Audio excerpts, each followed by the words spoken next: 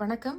இது CoWIN blue Tehran. இன்னைக்கு நம்ம என்ன பார்க்க போறோம் அப்படின்னா, மீன ராசிக்காரவங்களுக்கு ஜூன் 1லிருந்து ஜூன் 15 வரை எப்படி இருக்கு அப்படிங்கிறத பார்க்க போறோம். 6வது மாசம் முதல் 15 நாட்கள் எப்படி இருக்கு அப்படிங்கிறத பார்க்க போறோம். இது பொதுவான ரீடிங் தான்.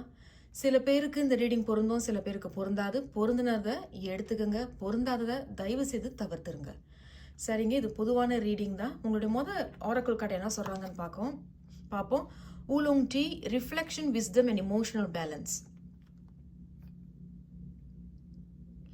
இந்த நடுவுல the center of the readingல உங்களுக்கு wisdom, அப்ப ஞானம் மூலியமாக, அப்ப ஒரு சில பேர் மீனராசிக்காரவங்க இப்ப ரொம்ப ஆன்மீக ரீதியாக மூழ்கி இருப்பீங்க. இல்ல ஆன்மீக சம்பந்தமான விஷயங்கள்ல இன்னும் ஆர்வம் உங்களுக்கு இருக்கலாம். இல்லை ஏற்கனவே நீங்க முன்னாடி பக்தி மையத்தில் இருந்திருந்தீங்க அப்படின்னாலும் அதனுடைய ஞானம் உங்களுக்கு இப்போ ஒரு பெரிய வழிகாட்டியாக இருக்கும். இந்த இமோஷனல் பேலன்ஸ் அப்படிங்கிறது உங்களுடைய உணர்வுகளை இப்ப சமப்படுத்திக்கிறது நல்லது. இல்ல ஒரு சில பேர் இப்ப சமப்படுத்திக்கிறீங்க, சமநிலை கொண்டு வரீங்க. இல்ல இன்னும் அதுல இருந்து வெளியே வரல, ஏதோ ஒரு விஷயம் இங்க சொல்றாங்க. ரிஃப்ளெக்ஷன், அனுபவம் மூலியமாக சில விஷயங்களை நம்மளே தன்னுணர்வு, செல்ஃப் ரியலைசேஷன், தன்னுடைய நிழலை பார்த்து சில விஷயங்களை புரிஞ்சிக்கிறது. இருந்தாலும் நம்ம உங்களுடைய கார்டு என்ன சொல்றாங்கன்னு பார்ப்போம். ஸோ மீன ராசிக்காரவங்களுக்கு உங்களுக்கு மொத்தம் 5 செய்திகள் வந்திருக்கிறாங்க இந்த 6வது மாசம் முதல் 15 நாட்களுக்கு.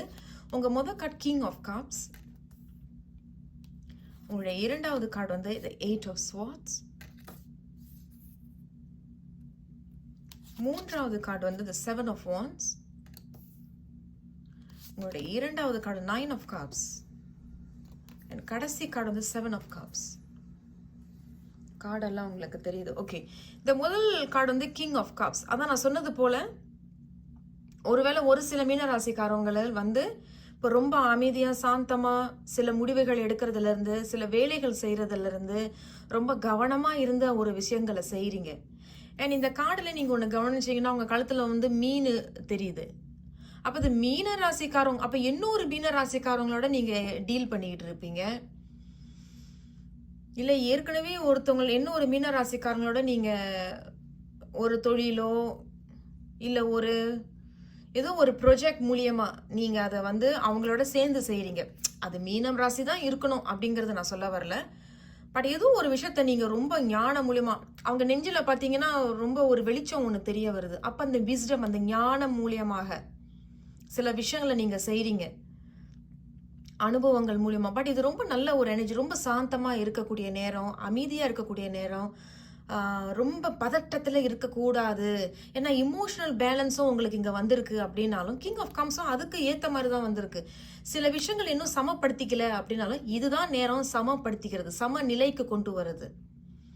ஸ்டெபிலிட்டி அப்படிங்கிறது ஸ்திரத்தன்மை, அதையும் கொண்டுட்டு வரதுக்கு உண்டான நேரம் இதுதான். இல்ல நீங்க ஏற்கனவே இந்த மாதிரி ஒரு இதுல இருக்கிறீங்க அப்படின்னா அது நல்லது. அதுக்கு படிலாம் பார்த்தீங்கன்னா இந்த 8 of swords, இது எதனால இந்த 8 of swords, ஏதோ ஒரு விஷயத்தில் ரொம்ப கட்டி போட்ட மாதிரி, இதுக்கு இன்னும் முடிவு தெரியல, ரொம்ப புத்தி ரீதியாக ஒரு புகை மூட்டமாக இருக்கக்கூடியது, ரொம்ப குழப்பத்தில் இருக்கிறீங்க, இன்னும் இதுக்கு ஒரு முடிவு கெட்டாதா அப்படிங்கிற மாதிரி ஏதோ ஒரு அதான்.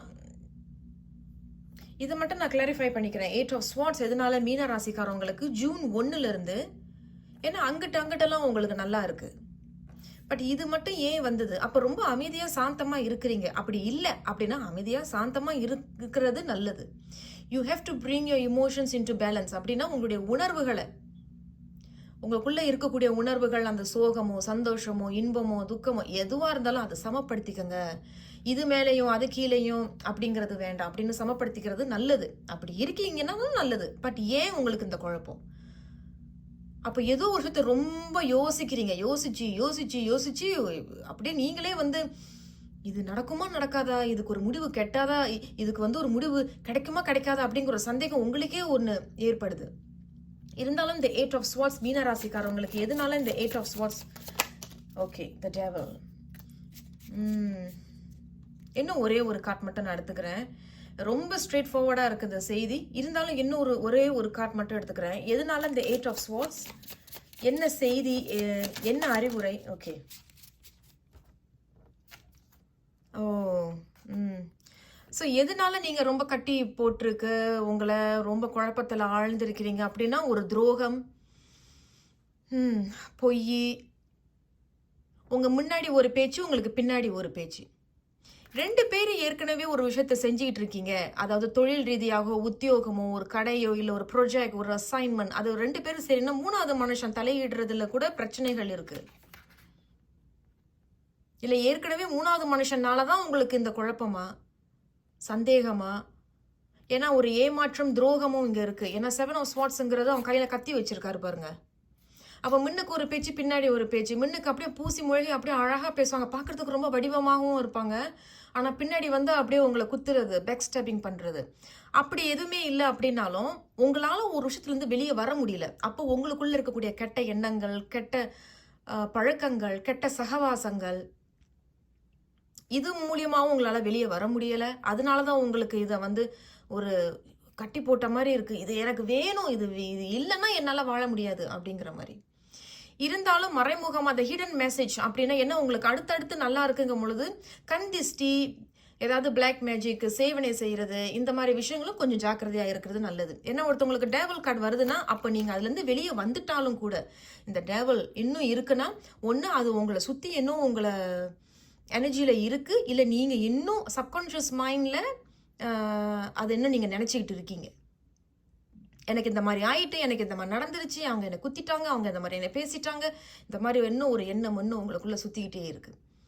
நான் திருப்பி ஏமாந்துருவனோ, நான் திருப்பி அவங்கள அந்த மாரி ஏமாத்திருவனோ, என்ன மாரி ஒரு இதா இருந்தாலும் கூட, என்ன சொல்றாங்க அப்படின்னா, கொஞ்சம் ஜாக்கிரதையா இருக்கிறது நல்லது. அப்ப இதுக்கு என்ன முடிவு அப்படிங்கிறத பார்க்கலாம். இந்த 8 ஆஃப் ஸ்வார்ட்ஸ்க்கு ஏதாவது முடிவுகள் இருக்கா?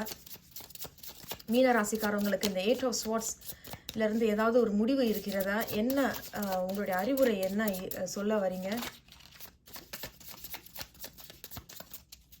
ஏதாவது அறிவுரை?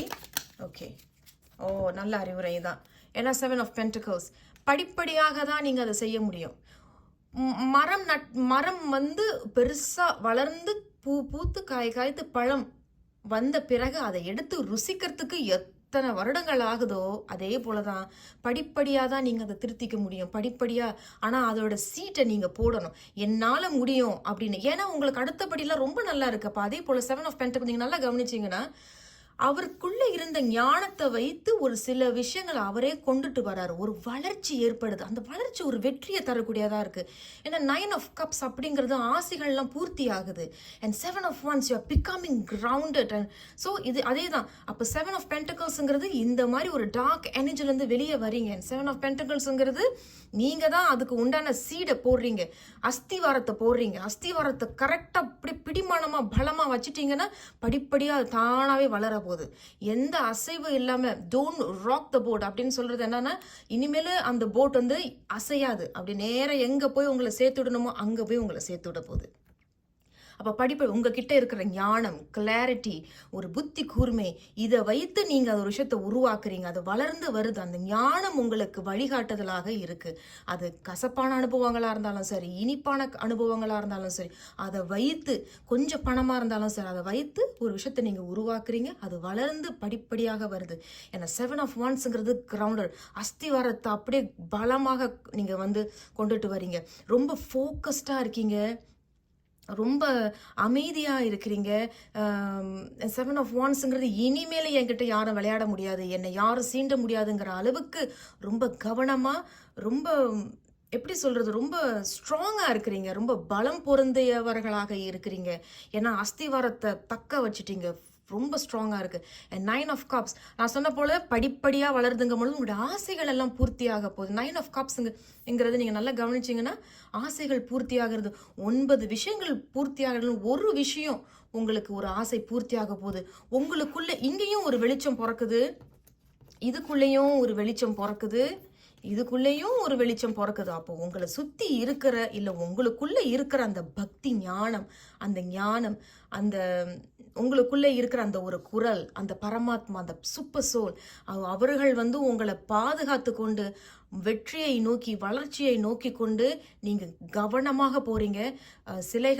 சில ஆசைகள்லாம் பூர்த்தியாக போகுது, வர வேண்டியதெல்லாம் வரப்போகுது. ஏன்னா பெட்டி நிறைய தங்கத்தை பாக்குறீங்க. அப்போ ஏதோ ஒரு பெரிய அதிர்ஷ்டம் உங்க கையில இருக்கு. ஞாபகத்தில் வச்சுக்கோங்க, 9 நடக்காட்டினாலும் ஒரு விஷயம் உங்களுக்கு கைகூடி வர இருக்கு. ஆசை பூர்த்தியாக போகுது. ஆனால் அது எப்படி?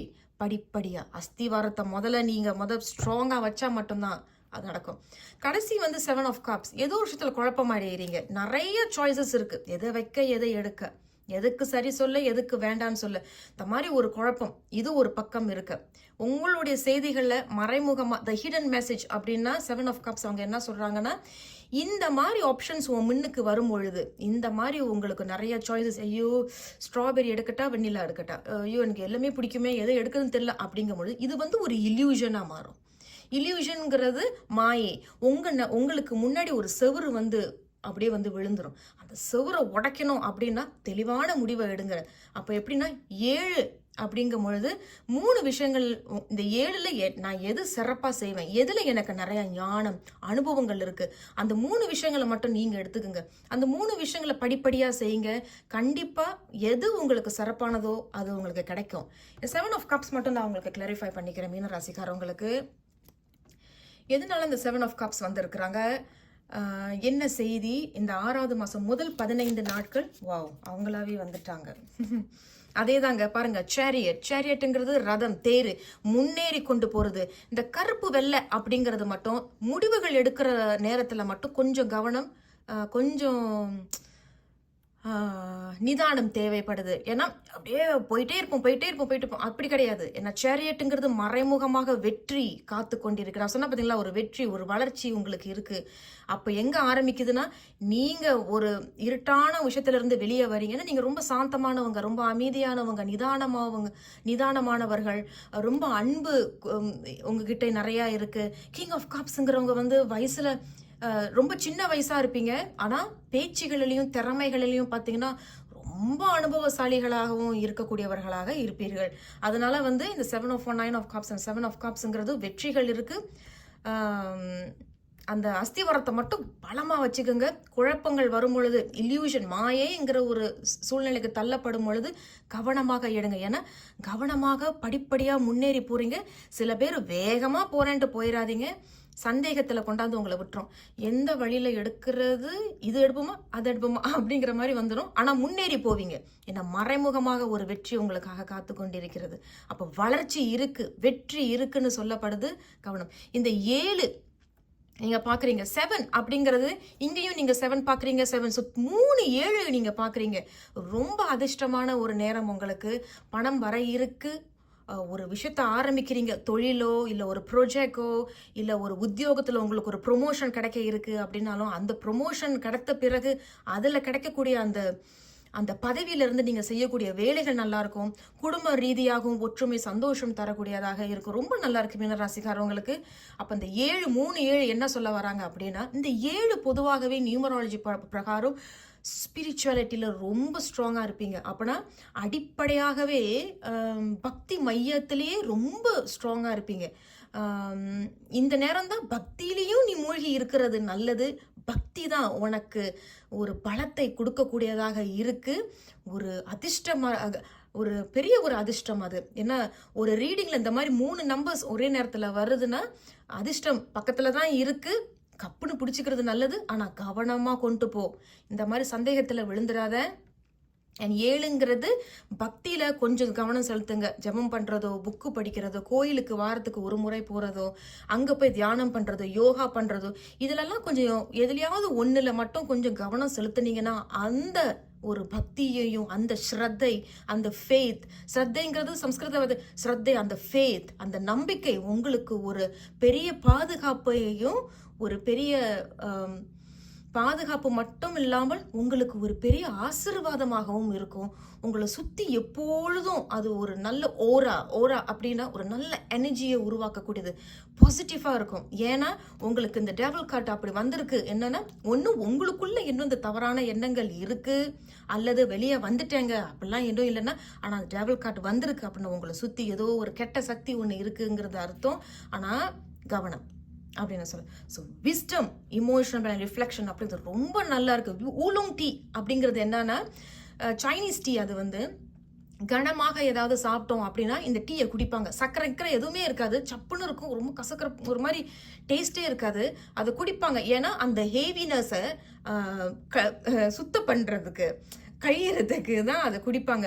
ஸோ அதே தான் ஒரு சில விஷயங்களை நீங்களே தவிர்த்து வெளியே வந்துடுறீங்க. அப்போ அந்த கெட்ட சக்தியிலிருந்து நீங்கள் வெளியே வரீங்க. ஒரு புதுமையாகவும் தூய்மையானவராகவும் நீங்கள் வரீங்க. மீனராசிக்காரவங்களுக்கு என்னுடைய மனமார்ந்த வாழ்த்துக்கள். மறந்துடாதீங்க, உங்களை போல இன்னொரு மீனராசிக்காரவங்க இருக்கிறாங்க அப்படின்னா அவங்களுக்கும் இந்த வீடியோவை பகிர்ந்துக்குங்க. அவங்களுக்கு இந்த ரீடிங் வந்து கண்டிப்பாக ஒரு நல்ல ஆறுதலாகவும் வழிகாட்டியாகவும் இருக்குங்கிறத நான் மனப்பூர்வமாக நம்புகிறேன். ஆகையாக உங்களை நான் கண்டிப்பாக அடுத்த ஒரு வீடியோவில் சந்திக்கிறேன். மறந்துடாமல் சப்ஸ்கிரைப் பண்ணிக்கோங்க, லைக் பண்ணுங்கள், ஷேர் பண்ணுங்கள். நன்றி.